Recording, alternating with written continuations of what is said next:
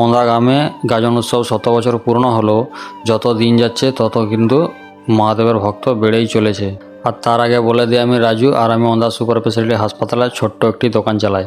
আর হ্যাঁ বন্ধুরা, তোমরা তো গাজন উৎসব অনেক জায়গাতে দেখেছ, কিন্তু আমার মনে হয় এই ওঁদার মতন গাজন তোমরা দেখোনি। প্রতি বছরের মতো এখানে স্নান করে মহাদেবের ভক্তরা যাবে অর্ঘ্যতলা শিব মন্দিরে। আর হ্যাঁ বন্ধুরা, এই অর্ঘ্যতলা মন্দির থেকে ভক্তরা আর দণ্ডি কাটতে কাটতে 2 কিলোমিটার দণ্ডি কাটতে কাটতে যাবে কিন্তু বাবার মহাশে পাতালেশ্বর মন্দিরে। দেখতে পাচ্ছ এইটি কিন্তু সেই মহা দোল উৎসবের হরিনাম মন্দিরটি। আর এই হরিনাম মন্দিরে কিন্তু যত জায়গাতে সব ভক্তা হয়েছে সবাই কিন্তু এই জায়গাটিতে একত্রিত হয়।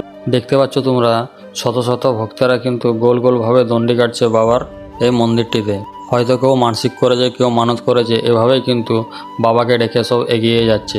আরও এখান থেকে কিন্তু 1 কিলোমিটার দূরে দণ্ডি কাটতে কাটতে যাবে সেই পাতালেশ্বর মন্দিরে। দেখতে পাচ্ছ তোমরা ভক্তরাকে সাপোর্ট করার জন্য কিন্তু এখানে পুলিশ প্রশাসনেরও ব্যবস্থা করা হয়েছে।